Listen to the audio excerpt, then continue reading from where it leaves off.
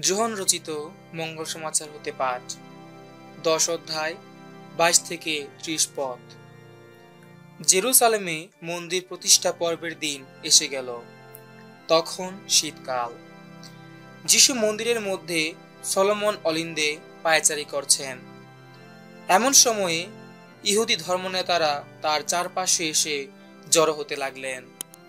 তারা তাকে বললেন, আর কতদিন আপনি আমাদের এইভাবে সংশয়ের মধ্যে ফেলে রাখবেন?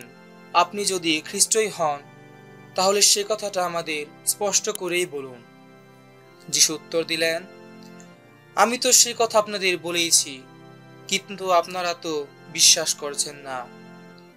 আমার পিতার নামে আমি যা কিছু করছি, সে সমস্ত কাজই তো আমার পক্ষে সাক্ষী দিচ্ছে। অথচ আপনারা তবু বিশ্বাস করছেন না, কারণ আপনারা যে আমার মেষ নন। আমার মেষগুলি আমার কণ্ঠস্বর শোনে, আমি তাদের চিনি, আর তারা আমার পিছু পিছু চলে।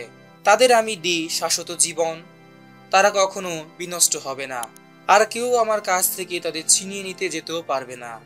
আমার পিতা, যিনি আমার হাতে তাদের তুলে দিয়েছেন, সকলের চেয়ে মহান তিনি। কেউ আমার পিতার কাছ থেকে কোনো কিছুই ছিনিয়ে নিয়ে যেতে পারে না। আমার পিতা আর আমি, আমরা এক।